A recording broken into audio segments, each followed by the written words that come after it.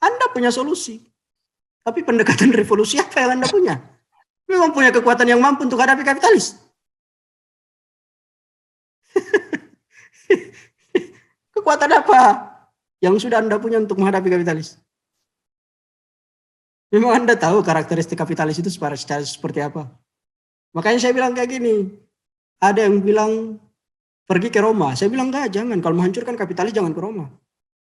Karena Roma itu pusat spiritual, bukan pusat ideologi. Menghancurkan kapitalis pergi ke Wall Street. Itu pusatnya. Karena tadi saya bilang kapitalis itu punya 3 senjata yang selalu menggagalkan revolusi Anda.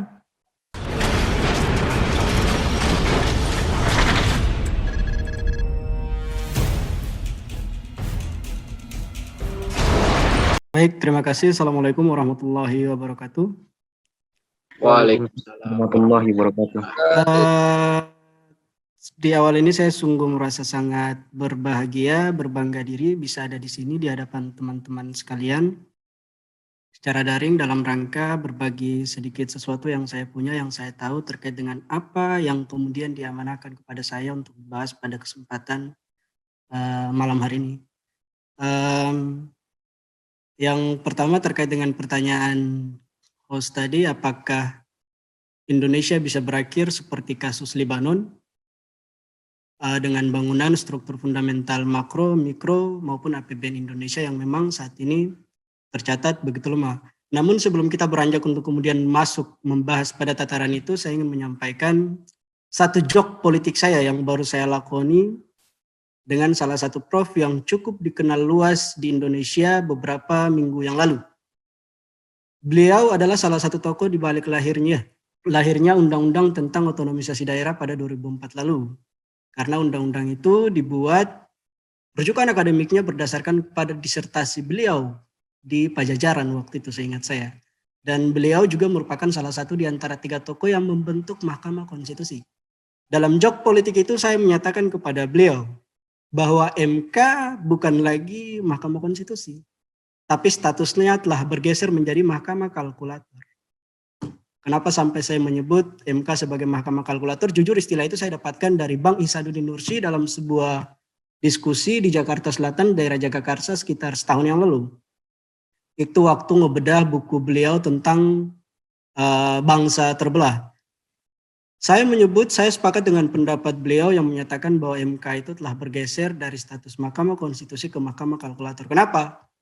Karena sejauh ini peranan MK itu cuma menerima, menampung, dan menghitung jumlah pengajuan judicial review terhadap beberapa aturan perundang-undangan, dan ketika aturan perundang-undangan yang masuk itu kontradiksi dengan kepentingan pemerintah dan pebandar, maka undang-undang itu tidak dilanjutkan judicial review-nya oleh Mahkamah Konstitusi.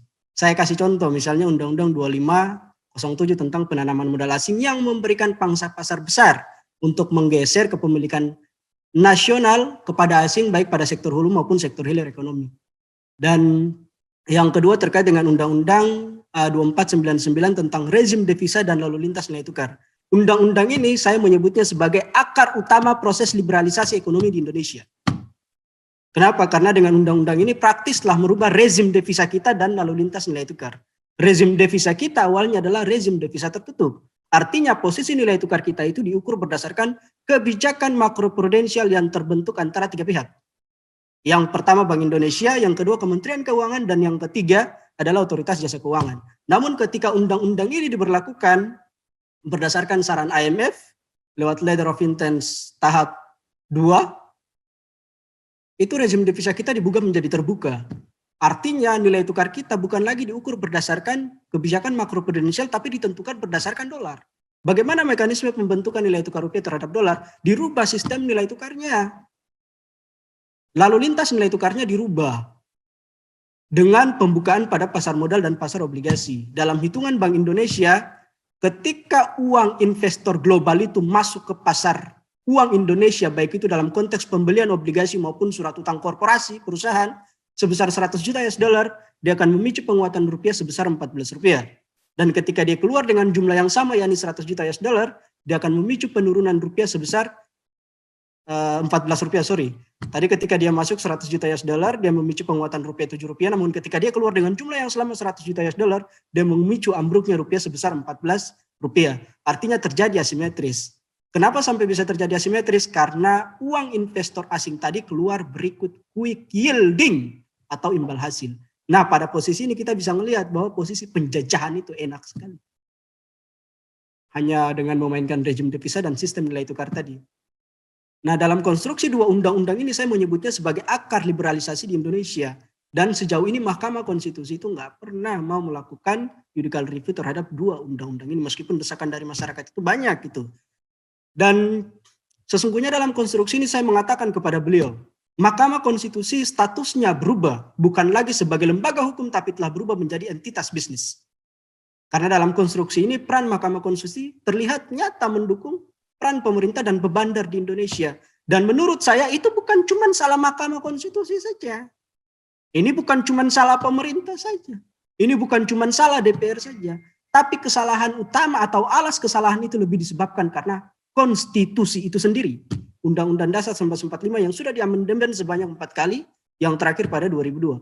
Kenapa saya bilang alas dari kesalahan itu adalah Undang-Undang Dasar 1945, karena Undang-Undang Dasar 1945 memberikan keleluasan yang luar biasa besar terhadap partai politik.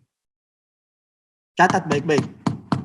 Karena Undang-Undang Dasar 1945 begitu memberikan keleluasan yang berlebihan terhadap partai politik sebagai satu-satunya alat untuk menyerap dan menyaring hewan-hewan yang duduk di DPR dan di pemerintahan.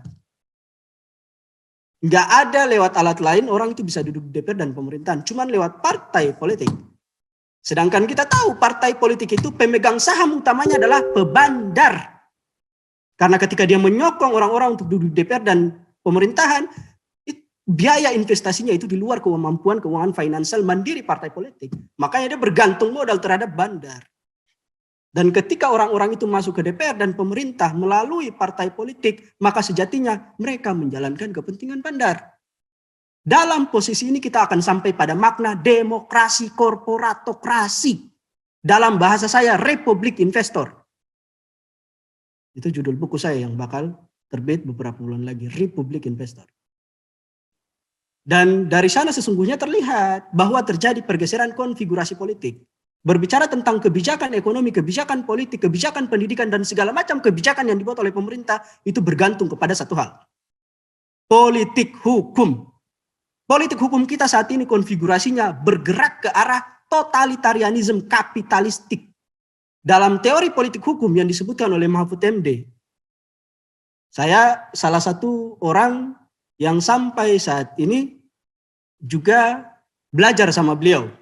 Dan sama salah satu murid, bukan murid tapi teman dekat beliau yang mendirikan itu Mahkamah Konstitusi. Namanya Prof. Juanda. Beliau itu yang tadi saya sebutkan bahwa beliau adalah salah satu tokoh di balik lahirnya undang-undang tentang otonomisasi daerah tadi.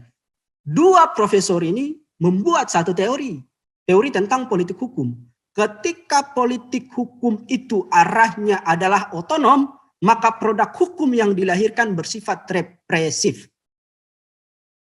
Ketika politik hukum itu bersifat demokrasi, maka produk hukum yang dilahirkan itu bersifat responsif. Artinya memberikan keleluasan kepada masyarakat untuk kemudian bisa menggunakan hak-hak politiknya.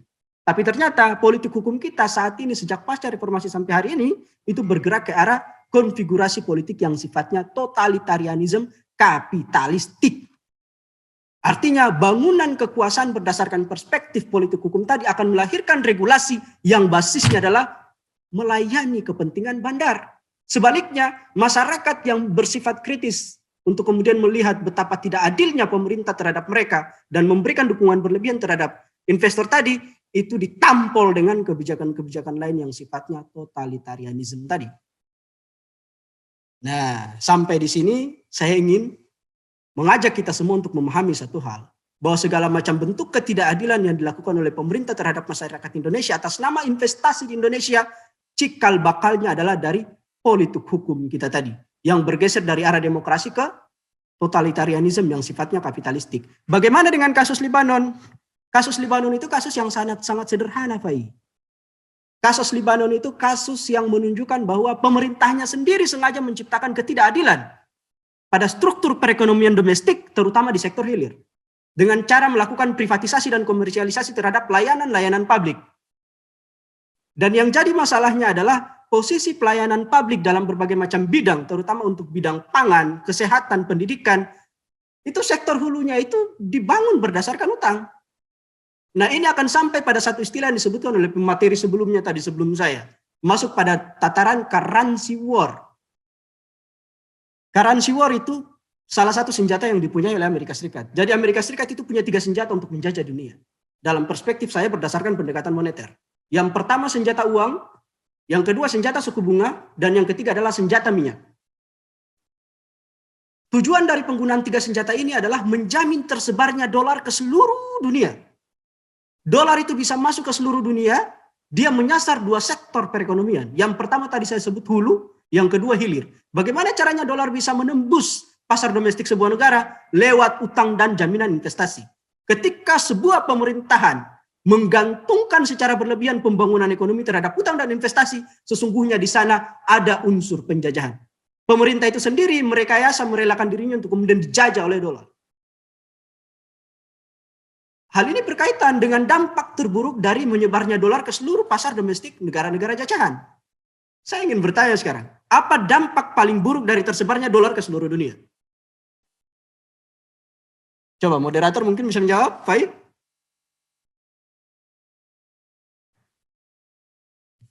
Atau yang lain? Lanjut. Dampak terburuk dari menyebarnya dolar ke seluruh dunia, cuma satu kata, bro. Apa itu? Inflasi.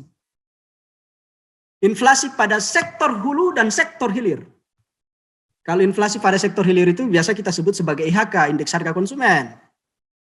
Ini eskalasi pergerakan harga barang dan jasa di tingkat konsumen yang mempengaruhi, yang sesungguhnya hal itu sangat bergantung terhadap daya beli masyarakat. Sekarang ketika sektor publik pada hilir, pada pelayanan pendidikan, kesehatan, air, dan macam-macam itu diprivatisasi, maka harganya didasarkan kepada mekanisme pasar. Kalau harganya didasarkan kepada mekanisme pasar, kekuatan daya beli masyarakat domestik didikte berdasarkan kekuatan dolar. Yang jadi pertanyaan sekarang, harga pasar itu ditentukan berdasarkan daya beli siapa? Misalnya saya kasih contoh sekarang dalam konteks energi, minyak. Di Indonesia, tadi saya sempat membaca, di Indonesia November 2014, ini saya ingat sekali, saya pernah waktu itu saya nulis paper 22 halaman. Jadi rujukan secara nasional. Itu terkait dengan kebijakan pemerintah menaikkan BBM sebesar Rp2.000. Dari 6.500 sampai 8.500. Maksud dari kenaikan harga BBM ini, pada saat November 2014 kenaikan BBM itu 2015 1 Januari saya ingat, itu disusul dengan penghapusan kebijakan subsidi BBM dalam APBN 100%. Nggak ada lagi subsidi. Selain subsidi untuk daerah-daerah penugasan. Maksud dari pemerintah mencabut subsidi punya relasi dengan kenaikan harga. Karena subsidi dicabut, harga naik. Karena selama ini Pertamina itu jumlah total kebutuhan energi nasional untuk crude 1,1 sampai dengan 1,2 juta barrel per hari. Sedangkan untuk oil, produk minyak olahan, Pertalite, Pertamax, Premium, macam-macam itu 0,4 sampai dengan 0,6 juta barrel per hari. Jadi kalau ditotalkan kebutuhan untuk crude dan oil, kita hampir 1,5-1,6 juta barrel per hari. Yang jadi pertanyaan, kemampuan kapasitas produksi kita, terutama Pertamina, untuk mencukupi kebutuhan konsumsi tadi berapa? Secara keseluruhan produksi minyak global itu nggak sampai 800.000 barrel. Kebutuhan kita 1,5-1,6 juta barrel. Artinya kita minusnya 60-70%. Minus itu kita tumbuki dengan cara apa? Satu, impor.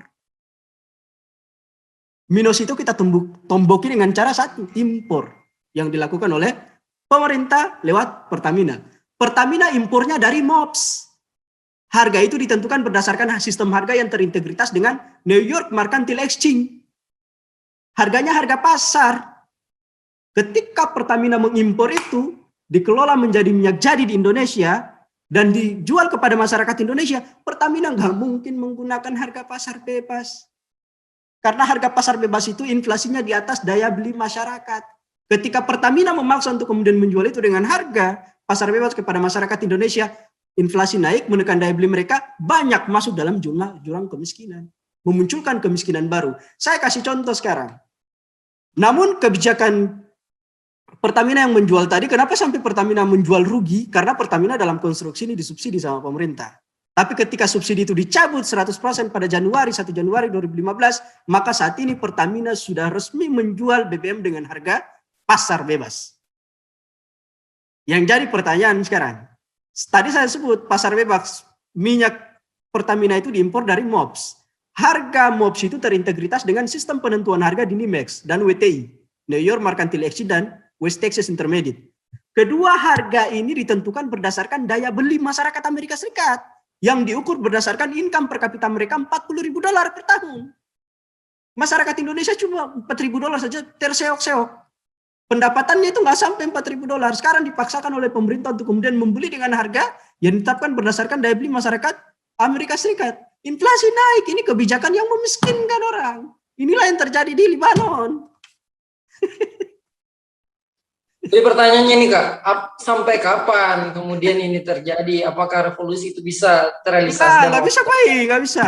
Kenapa saya bilang nggak bisa? Orang sekarang banyak tertipu dengan kebijakan PPKM. Di saat yang sama persoalan strategis bangsa itu dilupakan. Saya kasih contoh sekarang. Ada nggak yang tahu tentang isu shadow central banking akibat dari arah pengembangan perbankan nasional menuju arah digitalisasi yang integrate yang dihubungkan dengan pendanaan e-commerce? Ada nggak yang melihat persoalan itu? Nggak ada. Padahal di balik pengembangan e-commerce nasional itu 1 November 2016 membuktikan Jack Ma adalah perancang petanya. Ada nggak yang tahu sekarang merger antara Gojek dan Tokopedia? Sekarang membentuk GoTo dengan nilai valuasi berdasarkan IPO di pasar saham Amerika Serikat sebesar $40 miliar per tahun. Dan sekarang di bawah kekuasaan Jack Ma, dia mengkooptasi pasar nasional dengan pangsa pasar 4 terbesar dunia. Dan kebijakan perbankan nasional sekarang diarahkan untuk pendanaan e-commerce. Contoh kecilnya baru terjadi, Gojek mengakuisisi 22% saham Bank Jago. Ingat nggak Bank Jago? Dan di situ dipakai sistem pendanaan untuk pembiayaan GoTo. Ini dalam kacamata moneter sesungguhnya pemerintah sedang menyerahkan payment system kita untuk dikuasai oleh pelaku usaha perbankan yang terhubung dengan e-commerce. Tentu saja hal ini akan menyaingi peran Bank Indonesia dengan pangsa-pangsa terbesar dengan nilai valuasi yang sampai $40 miliar per tahun tadi. Itu Gojek dan Tokopedia akan menyaingi Bank Indonesia dalam rangka menyalurkan, mengontrol distribusi dan mengendalikan jumlah uang beredar. Artinya pada dalam kacamata moneter mereka bisa mengendalikan inflasi dan suku bunga, termasuk mengendalikan nilai tukar. Ini isu-isu yang seharusnya menjadi sorot perhatian lebih. Dan kayak tadi saya bilang, akar liberalisasi di Indonesia itu bukan berkurang, tapi malah makin meninggi. Salah satunya tadi di sektor perbankan. Yang kedua, liberalisasi tingkat perbankan di Indonesia itu melampaui negara manapun di dunia. Meskipun realisasinya masih sekitar 27% dari pangsa pasar kredit nasional. Saya kasih contoh sekarang berdasarkan Peraturan OJK 12/2020 tentang kebijakan konsolidasi perbankan nasional. Mulai dari Bank Buku 1, Bank Buku 2, Bank Buku 3 sampai Bank Buku 4. Itu semuanya dipatok standar inti modal minimumnya itu 3 triliun. Bank Buku 1 nih yang terseok-seok. Karena modalnya itu di bawah 1 triliun. Sekarang dia dipaksa modal minimumnya harus 3 triliun. Yang jadi pertanyaan, baru jangka waktu pemenuhan modal 3 triliun tadi cuma 11 bulan. Sampai tahun 2022 nanti. Pertanyaannya, dari mana ini bank-bank kecil bisa mencukupkan dana sampai 3 triliun dalam jangka waktu 11 bulan. Dari mana dia bisa? Nggak bisa. Makanya untuk mendukung kebijakan konsolidasi perbankan dengan modal di atas 3 triliun tadi, OJK bikin aturan relaksasi kepemilikan bank asing di Indonesia. OJK bilang kayak gini, sekarang kan ketentuan kepemilikan investor asing terhadap bank nasional itu cuma 40%. Itu paling tinggi. Tapi OJK bilang, hei investor global, hei investor asing. Anda bisa masuk ke Indonesia dan bisa menguasai di atas 40% aset-aset bank lokal. Dengan catatan, Anda mau melakukan merger dan pembentukan holding. Maksud dari merger dan pembentukan holding sebagai syarat investor global itu bisa menguasai 99% saham bank lokal agar modal investor global itu tersebar ke bank-bank kecil lainnya. Dalam makna tersebar ke bank-bank kecil yang lainnya sesuai dengan maksud OJK agar modal investor global tadi bisa mengangkat keseluruhan bank buku satu untuk modalnya mencapai 3 triliun. Artinya apa? Ini kebijakan liberalisasi massal. Istilah saya, OJK memfasilitasi pembandar global membeli satu bank gratis banyak bank.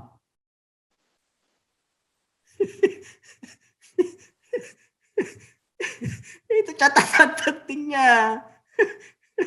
Itu catatan pentingnya. Dan luar biasanya adalah maksud dari liberalisasi ini itu tidak sesuai dengan kedalaman inklusi keuangan nasional, terkhusus peran intermediasi perbankan. Regulasi liberalisasi perbankan di Indonesia itu menetapkan relaksasinya, pembandar global bisa menguasai 99% aset perbankan lokal. Tapi tingginya derajat liberalisasi ini tidak diikuti dengan kedalaman inklusi keuangan yang terlihat dari minimnya peran intermediasi perbankan untuk memberikan kredit, pembiayaan investasi, dan kredit modal kerja.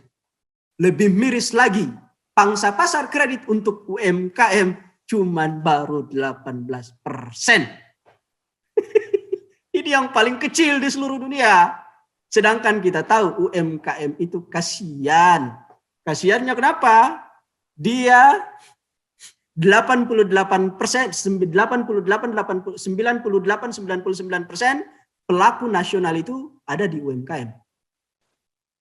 Artinya apa? Investor-investor besar itu jumlahnya di bawah 1% secara global, secara nasional. 99% pelaku usaha nasional itu ada di UMKM. 90% diantaranya adalah pelaku usaha menengah kecil. Dengan daya serap terhadap tenaga kerja 89%. Dengan kebijakan perbankan asing yang tidak memberikan dukungan kepada bank, kepada UMKM tadi, maka sesungguhnya UMKM kesulitan permodalan untuk kemudian menjalankan kegiatan usahanya. Sedangkan kita tahu UMKM itu tempat bergantung 99% pengusaha lokal. Yang kedua, daya serapnya terhadap tenaga kerja itu 88-89%. Makanya sampai saat ini persoalan itu tidak ketemu dengan pengentasan pengangguran dan kemiskinan di Indonesia. Makanya itu tetap menjaga tinggi Gini ratio. Saya yang tadi baca-baca. Gini ratio kita sekarang 0,348. 0,38485. Angka itu di atas standar aman Bank Dunia, 0,20, 0,35. Artinya apa? Di Indonesia terjadi kesenjangan distribusi kekayaan yang luar biasa. Yang kaya semakin kaya dan yang miskin semakin miskin. Dan hal itu sesungguhnya bisa ditelusuri dari jumlah kepemilikan rekening di perbankan. Jumlah kepemilikan rekening di perbankan yang tabungannya 2 miliar ke atas itu cuma 3%. Sedangkan yang jumlah tabungannya di bawah 100 juta itu 98-97%. Dari situ bisa kelihatan tuh betapa timpangnya distribusi kekayaan tuh. Maka dari situ Oxfam sejak 2017 lalu menyebut bahwa harta 4 orang terkaya di Indonesia itu sudah mencapai 25 miliar US dollar. Kalau dikonversi ke dalam hitungan nilai tukar rupiah dengan basis 14.600 jadinya 333,8 triliun. Jumlah kekayaan 4 orang terkaya tadi itu hampir sama dengan jumlah kekayaan 100 juta orang paling miskin di Indonesia yang mencapai 24 miliar US dollar atau sekitar 320,1 triliun. Maka hal itu sesungguhnya menjawab secara fundamental, makro, mikro, APBN, pemerintah belum menjalankan kebijakan yang mendukung ekonomi masyarakat kelas bawah. Tapi lebih pada melayani kepentingan bandar, bisnis global di Indonesia. Nah, itu pembuka. Nanti kalau untuk mendalami posisi ini lebih lanjut, silahkan bertanya. Karena saya bingung bicaranya gimana kalau nggak ditanya. Baik. Soal solusi, banyak yang bertanya soal solusi. Apakah solusi yang bisa dipakai dan keberpihakan saya sendiri terhadap solusi apa? Dalam perdebatan dalam dunia aktivis di Jakarta, kita akan menemui fakta dan fenomena-fenomena baru yang nggak kita temuin di daerah-daerah. Satu hal yang perlu kita pahami, solusi itu adalah sesuatu yang penting. Tapi dalam konstruksi ini, elaborasi terhadap masalah juga penting. Karena bagaimana caranya kita bisa meyakinkan orang yang sudah belasan puluhan tahun terbiasa dengan pola hidup yang kapitalistik tadi. Misalnya dalam konteks mereka nyaman sekarang dengan pola transaksi basis digital e-commerce.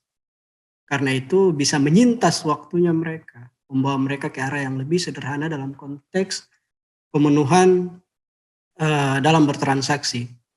Nah, bagaimana kita bisa menghadirkan argumentasi-argumentasi untuk kemudian bisa menjauhkan mereka dari situ. Sedangkan di saat yang sama, hal itu memberikan nilai manfaat lebih buat mereka. Itu catatan pentingnya. Dan mereka nggak ada yang tahu bahwa di balik kemudahan dalam transaksi e-commerce tadi, sistem keuangan mereka itu dihadirkan dengan bank sentral bayangan. Bank sentral bayangan itu ketika ada di Indonesia, dia menguasai data-data konsumen dan dia menguasai pangsa pasar. Tadi saya bilang, secara moneter dia mengendalikan inflasi. Dia mengendalikan suku bunga yang berarti dia mengendalikan nilai tukar. Nah, cuman dengan pemahaman masalah yang sedetail itulah kita mampu menjauhkan mereka dari kamuflase manfaat yang mereka dapatkan dari transaksi e-commerce tadi. Nah, saya ingin mengatakan seperti ini, semua berawal dari pemikiran. Dulu saya ngaji, awal-awal saya ngaji di Hizbut Tahrir itu, dari 2012, saya temukan satu pembahasan menarik dari musyrif saya dulu. Dia bilang, khiyarukum fil jahiliyati khiyarukum fil islam idza fakuhu. Orang yang paling baik di antara kalian di zaman jahiliyah adalah orang yang baik setelah dia mendapatkan pemahaman tentang Islam. Pemahaman Islam seperti apa? Tidak semua pemahaman Islam itu bisa membawa perubahan yang hakiki bagi semua orang. Nah, dalam konstruksi ini, dia menjabarkan lagi pemahaman Islam yang sifatnya komprehensif. Pemahaman Islam yang sifatnya kafah. Karena ada ayat dalam Al-Quran itu menyebut, Ya ayyuhalladzina amanu udkhulu fis silmi kafah. Nah, yang jadi pertanyaan pemahaman Islam secara kafah itu pemahaman Islam seperti apa? Ada ayatnya. Dibilang dalam Al-Quran, wa nazzalna 'alaikal kitaba tibyanan likulli syai'in wa hudan wa rahmatan wa nusra lil muslimin. Islam itu adalah kabar gembira karena dia turun berupa seperangkat aturan hidup dan tidak ada satupun perkara yang akan dilakukan oleh manusia yang utarannya dialpakan dalam Al-Quran. Mahmud Saltud dalam kitab tuanya Al-Aqidatan Nasyariyatan menerjemahkan ayat tadi. An-nizam alladzi anzalallah ala sayyidina Muhammad liyunaddima ala qatal insani bi rabbih wa bi ghairihi wa bi nafsihi. Jadi Islam itu sempurna karena dia turun dalam 3 dimensi. Dimensi yang pertama adalah dimensi spiritual. Dimensi ini Allah turunkan supaya manusia tahu bagaimana caranya membangun hubungan secara pribadi dengan Allah. Misalnya dalam salah satu hadis Rasul bilang bunyal Islamu ala hamsin. Syahadati an la ilaha illallah wa aqimis shalah wa itaiz zakah wal hajj wa shaumi Ramadan. Jadi itu bentuk-bentuk aturan tentang tata cara bagi manusia untuk kemudian mendekatkan diri secara pribadi dengan Allah. Dan yang kedua sifatnya nafsiyah. Misalnya Allah bilang innallaha yuhibbu an yusala. Allah itu tidak suka orang-orang yang berbuat kerusakan termasuk dalam konteks mengelola dirinya sendiri. Makanya ada ayat dalam Al-Quran yang menyatakan bahwa ya ayyuhalladzina amanu innamal hamru wal maisir wal ansabu wal azlamu ridsun min amali syaitan. Ayat itu menjalankan secara komprehensif tentang kerusakan diri manusia yang meliputi 3 hal. Fisik, mental, psikologis. Allah nggak suka. Dan Allah sebutkan jenis-jenis perbuatan yang bisa merusak diri manusia secara fisik, mental, dan psikologis tadi yang nggak boleh didekati. Yang ketiga nih yang paling penting, 95-96% isi Al-Quran itu berbicara tentang hal ini, yakni aspek muamalah. Dalam kesepakatan Jumhur ulama dan dalam beberapa kajian fikih para ulama, termasuk oleh Syekh Taqiyuddin An-Nabhani, mengklasifikasikan muamalah itu berbasis pada 5 sistem. Yang pertama adalah sistem pemerintahan. Yang kedua sanksi hukubat atau dalam bahasa konvensional disebut sebagai sistem hukum. Strategi pendidikan, sistem sosial, dan sistem ekonomi. Islam punya kelima-limanya. Dan ini solusi. Solusi yang bisa kita gunakan dalam pendekatan revolusi. Anda punya solusi. Tapi pendekatan revolusi apa yang Anda punya? Memang punya kekuatan yang mampu untuk hadapi kapitalis.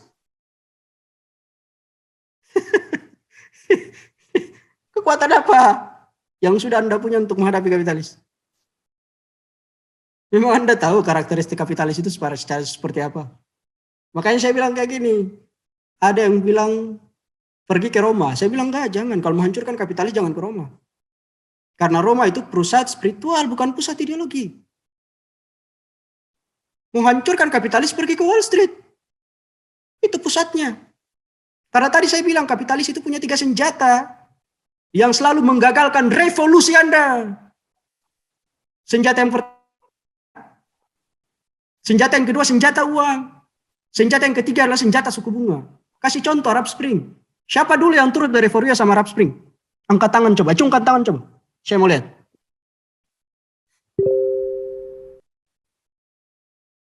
Kegagalan terbesar dari Arab Spring adalah bahwa mayoritas masyarakat Muslim di Timur Tengah yang dimulai dari Tunisia itu nggak paham bahwa mereka berada dalam jebakan Batman WikiLeaks lewat Julian Assange.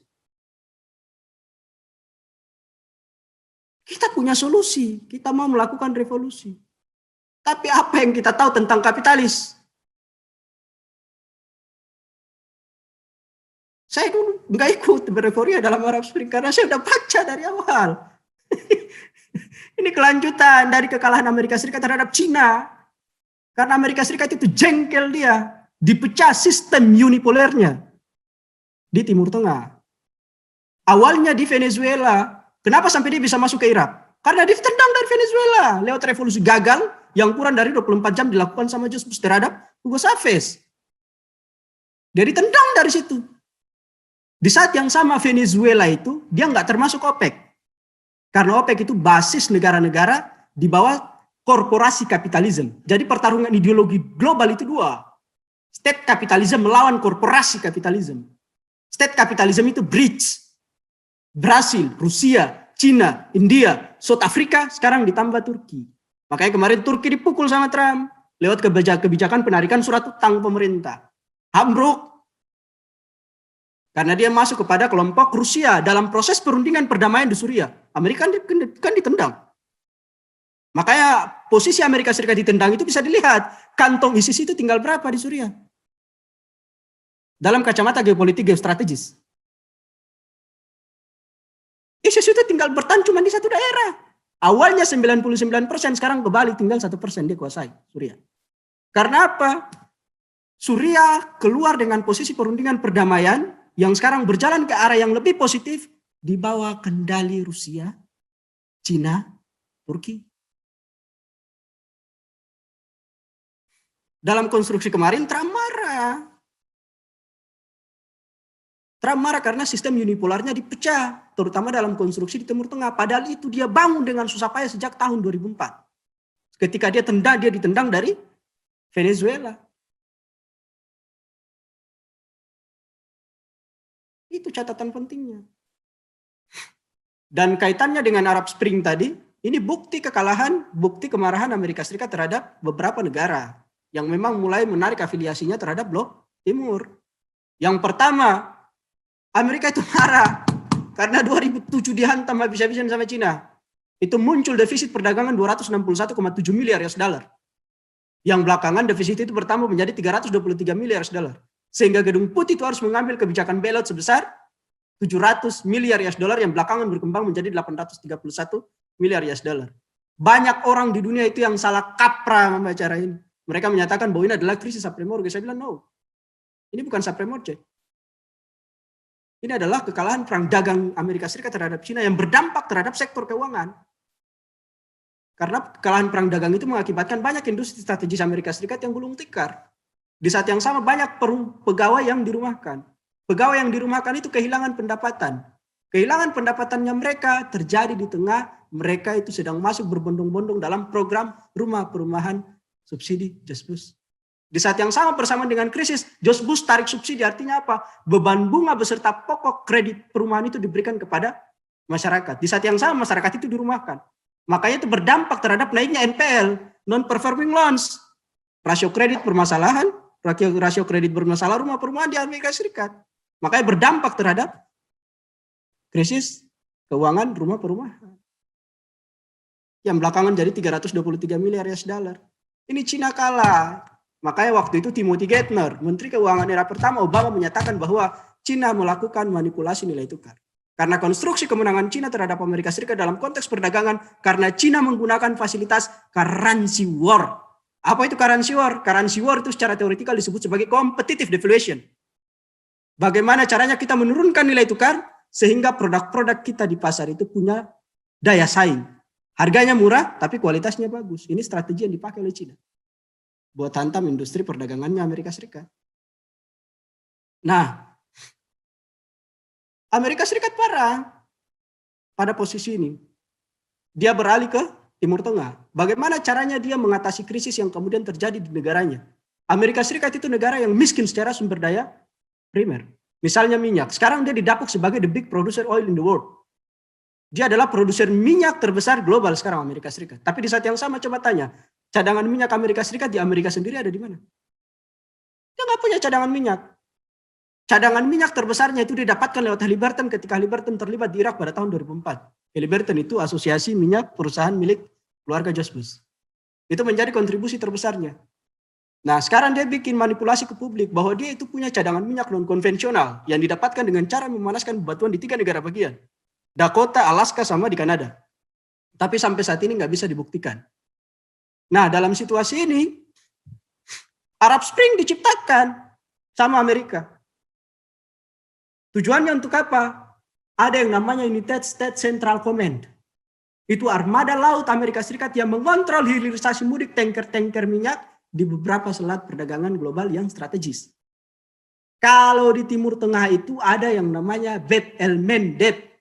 Itu di Teluk Aden, di Yaman. Itu jalur tersibuk nomor 3 dunia.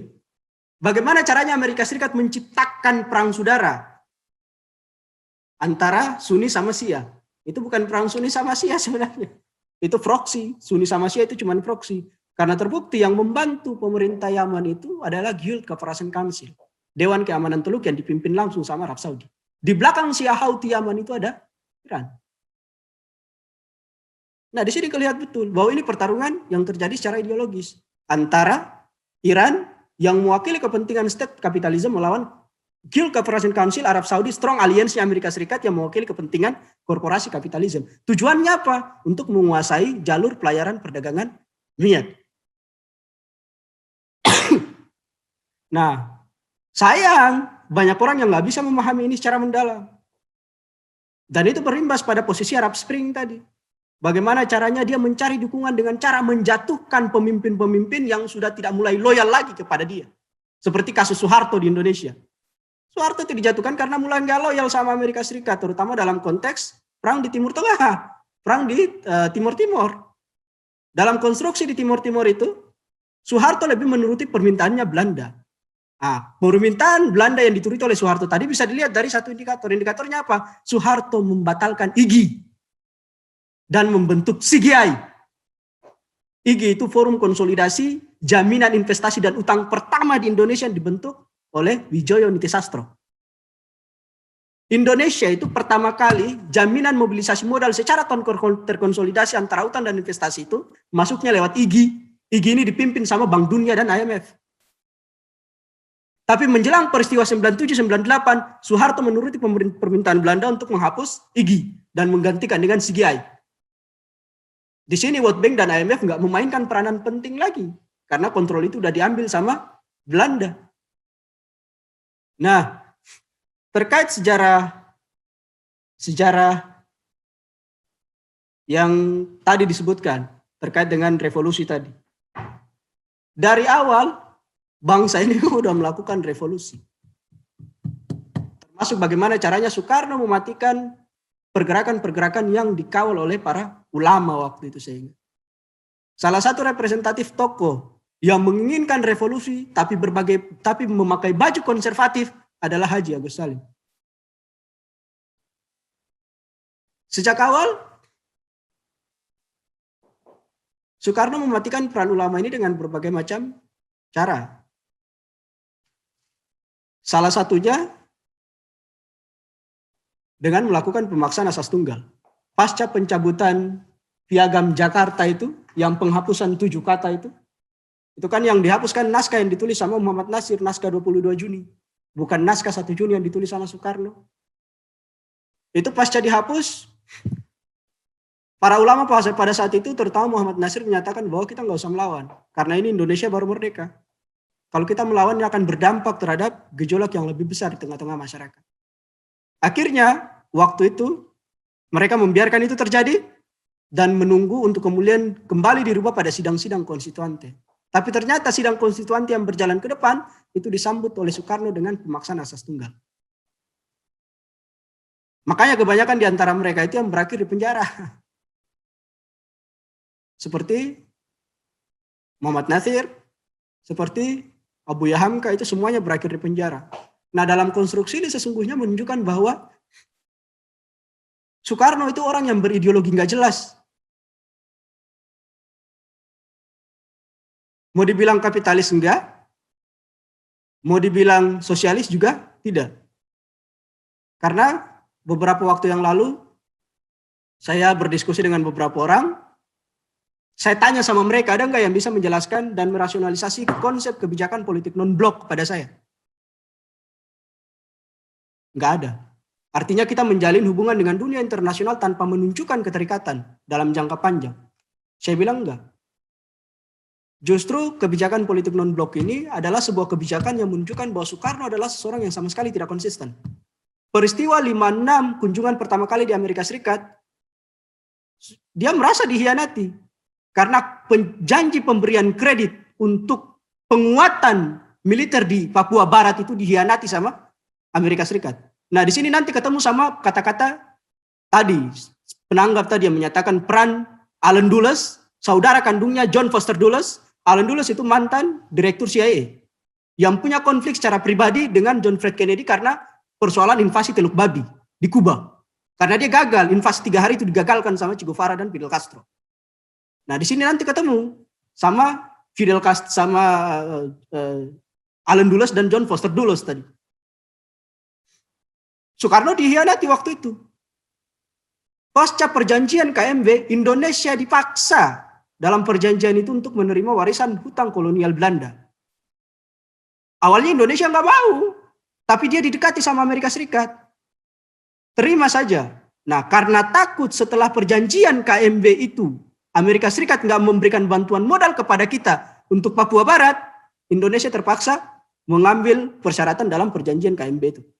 Nah, pada saat itu menunjukkan bahwa Indonesia itu sebenarnya udah bergantung sama Amerika Serikat pada posisi perjanjian KMB itu.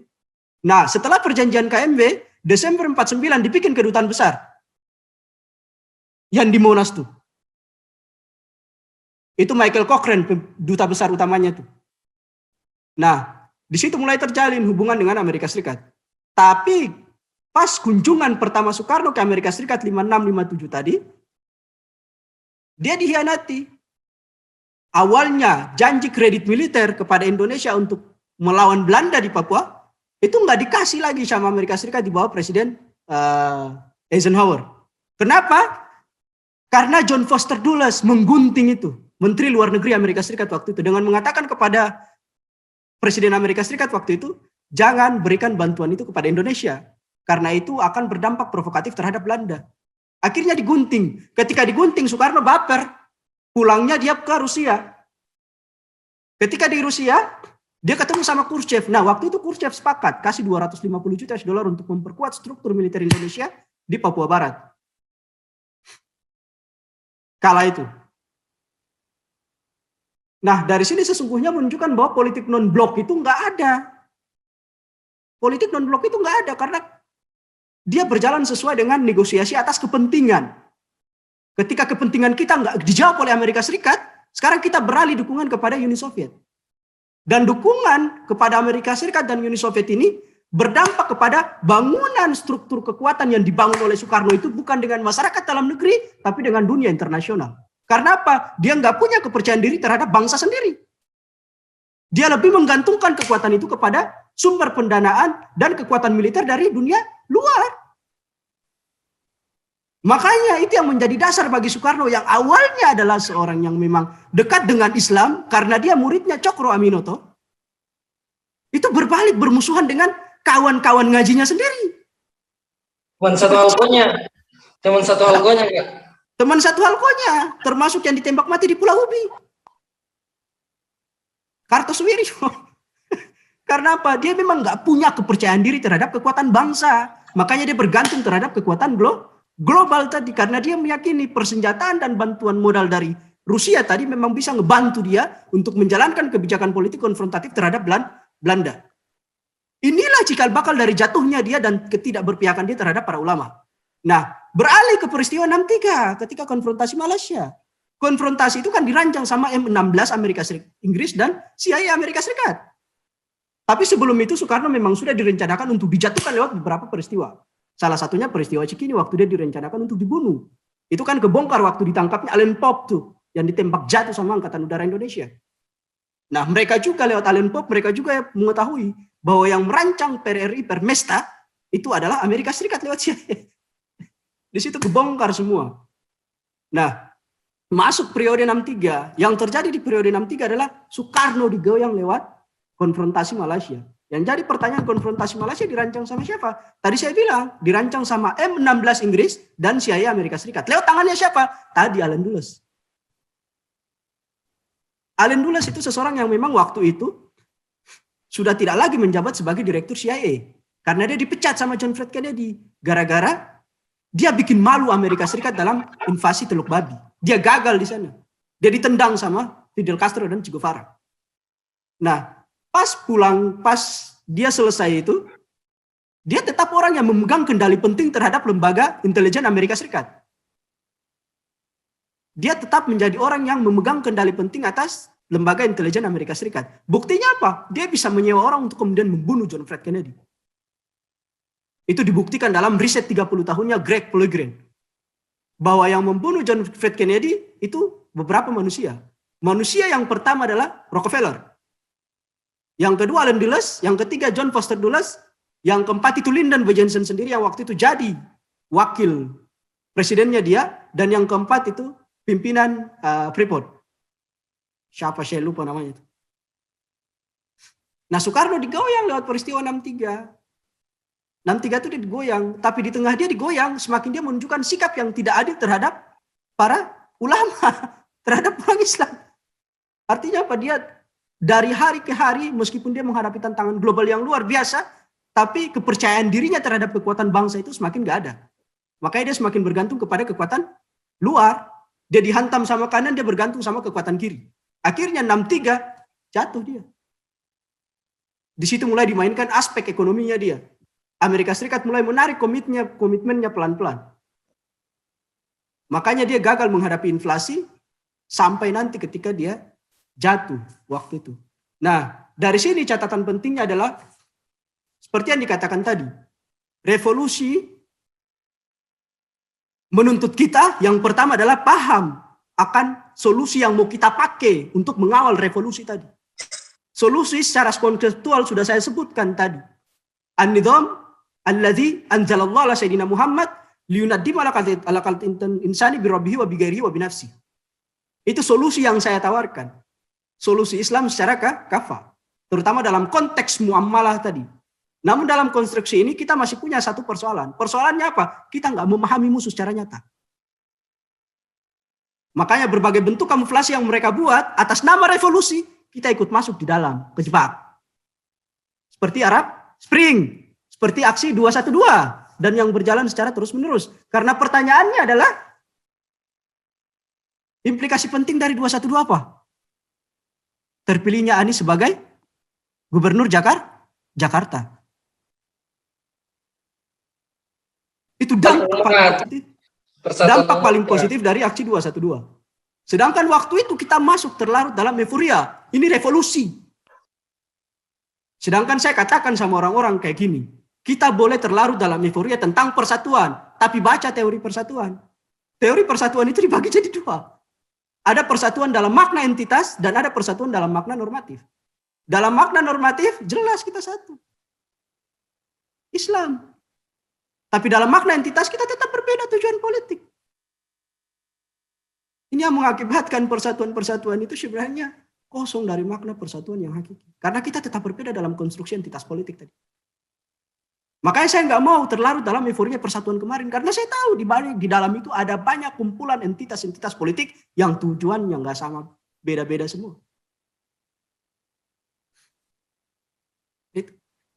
Tadi kita udah punya konsep. Konsep yang saya tawarkan adalah Islam secara kafah tadi. Karena saya paham, saya ngaji bagaimana caranya sistem Islam itu, dan saya paham betul bagaimana Rasulullah itu melakukan revolusi dari awal sampai akhir. Sampai perjuangan-perjuangan itu dilakukan oleh ulama-ulama kontemporer yang ikhlas itu, saya paham betul bagaimana itu. Cuman saya masuk dalam dimensi dunia aktivis yang berbeda. Masuk dengan cara berpikir yang sederhana, Anda nggak didengar. Karena mereka sudah terbiasa dengan pola seperti itu puluhan tahun. Pola yang seperti itu sudah membentuk kultur dan karakter mereka puluhan tahun. Hal itu memaksa saya buat mengelaborasi masalah sampai pada titik yang paling spesifik. Makanya kalau bicara tentang masalah di Indonesia, politik bagian mananya? Kita bahas satu-satu, jangan loncat-loncat simplifikasi lalu solusi. Itu bahaya. Anda gak bakal didengar. Karena Anda ditipikalkan sebagai orang yang cenderung eksklusif. Nggak paham masalahnya, solusinya kayak gini. Sedangkan masyarakat sekarang, masyarakat yang udah puluhan tahun terjebak dalam budaya seperti itu. Bagaimana caranya Anda membalikan cara berpikir mereka? Paham masalah. Dan jelaskan bahwa manfaat yang nempel di balik masalah itu adalah manfaat yang palsu. Seperti contoh nyata, siapa yang bisa menjauhkan orang-orang dari transaksi online sekarang? Nggak ada yang bisa jauhkan orang-orang dari transaksi online sekarang. Karena apa? Nilai manfaatnya lebih tinggi dibanding dengan transaksi konvensional. Tapi seandainya kalau mereka tahu di balik transaksi online itu, sistem payment-nya mereka dijual dan terbentuk shadow central banking, mereka bakal tobat. Nggak mau lagi transaksi online.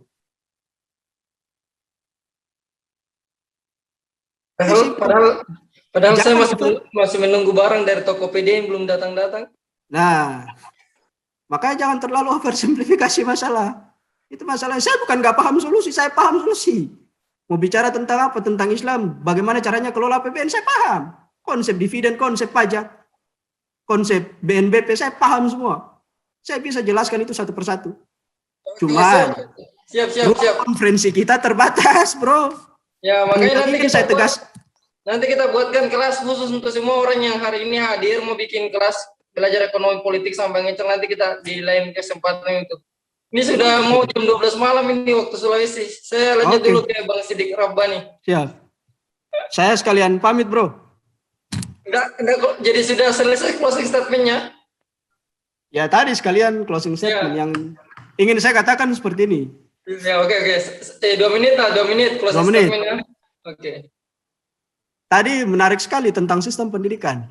Jangan pernah berhayal tentang sistem pendidikan nasional. Karena sistem pendidikan nasional basisnya adalah komersialisasi. Hal itu bisa dilihat dari apa? Dari kontribusi jasa pendidikan terhadap pertumbuhan PDB. Sejak 2018 sampai sekarang kalau buka data BPS itu kontribusinya di atas 5%. Artinya apa? Sektor pendidikan itu dijadikan sebagai salah satu sumber pemasukan untuk membentuk PDB. Itu bukan lagi lembaga pendidikan tapi lembaga komersil. Itu catatan penting. Kenapa sampai bisa seperti itu? Karena Undang-Undang nomor 12, Undang-Undang tentang Sistem Pendidikan Tinggi, 12 tahun 2012, yang dibentuk dengan rujukan akademik mengacu kepada Managing Higher Education for Relevance and Efficiency. Dokumen itu diberikan oleh Bank Dunia kepada pemerintah Indonesia 2 minggu setelah Mahkamah Konstitusi membatalkan Undang-Undang BHP. Undang-Undang BHP itu kan dibuat siapa? World Trade Organization, yang dulu namanya GATS, General Agreement of Trade and Service. Sekarang dirubah namanya jadi WTO. Dibuat Undang-Undang BHP itu, tapi ketika Undang-Undang BHP dibuat, dibatalkan sama Mahkamah Konstitusi 2 minggu kemudian, Bank Dunia menyerahkan Managing Higher Education for Relevance and Efficiency. Nah, di sini sesungguhnya menunjukkan bahwa dunia pendidikan nasional bukan lagi dunia pendidikan, tapi dunia yang basisnya adalah komersialisasi. Makanya dalam konteks sekarang, kalau dikaitkan dengan perang ideologi, ini bukan sekedar the battle of mind. Bukan sekedar pertarungan pemikiran. Tapi ini adalah the battle of sovereignty. Pertarungan kedaulatan. Kata kunci bagi mereka untuk menjungkir balikan anak bangsa dari pemahaman intinya mereka tentang latar belakang mereka yang sesungguhnya, yakni Islam, adalah dengan cara mengakuisisi dunia pendidikan. Makanya sekarang dalam perspektif saya sepakat dengan Refrison Baswir, saya sepakat dengan Ihsanuddin Nursi, saya sepakat dengan Rijal Ramli, saya sepakat dengan Prof. Cipta Lesmana, saya sepakat dengan Sugeng Saryadi almarhum yang menyatakan bahwa seluruh fakultas-fakultas, seluruh universitas yang ada di Indonesia adalah pusat-pusat pengkaderan agen-agen neokolonial. Dan tadi sudah saya sebutkan, solusinya secara komprehensif saya tetap berbasis pada Islam. Banyak orang yang melihat saya kayak udah mulai berubah, enggak. Saya tetap Islam. Mau berdebat soal tatanan konsep solusi dalam Islam, saya siap. Pada bagian manapun saya siap. Cuman tadi saya bilang, kita bakal gagal terus melakukan revolusi kalau kita enggak mengerti musuh kita siapa. Tadi dibilang tahun 66, sudah itu tumbang Orde Lama, sudah itu peristiwa Malari, sudah itu peristiwa 98, semua peristiwa itu awalnya dimotorik oleh orang-orang yang ikhlas. Tapi di tengah jalan, perjuangan yang ikhlas tadi diokupasi oleh modal. Karena apa? Mereka nggak mengerti musuh mereka siapa. Nanti kita berdebat itu di lain waktu. Makanya saya sering tanya sama mahasiswa sekarang ketika saya masuk forum. Sederhana sekali pertanyaan intinya kayak gini. Dulu 66 Soekarno ditumbangkan karena apa? Karena membela kepentingan nasional. Karena ada dua peristiwa besar yang terjadi sebelum Soekarno ditumbangkan. Yang pertama, Soekarno membatalkan perjanjian KMB. Yang kedua, dia menasionalisasi aktiva perusahaan-perusahaan swasta asing. Belanda, perusahaan Belanda terutama. Berapa minggu kemudian diruntuhkan lewat peristiwa G30 SPKI. Siapa yang rancang G30 SPKI? Nanti kita bedah bukunya Bradley P. Simpson, Economic Wittgens. Di dalam itu jelas sekali, sama bukunya Jeffrey Winters, Prof. Jeffrey Winters. Dari dua peristiwa tadi menunjukkan bahwa Soekarno adalah seorang yang membela kepentingan nasional. Di saat yang sama, masyarakat yang berdiri di garis paling depan untuk menumbangkan Soekarno adalah mahasiswa. Alasannya mereka apa? Membela kepentingan nasional. Soekarno runtuh karena melakukan beberapa peristiwa yang menunjukkan bahwa dia adalah seorang pembela kepentingan nasional. Mahasiswa bergerak dengan alasan kami membela kepentingan nasional. Siapa yang nasionalis?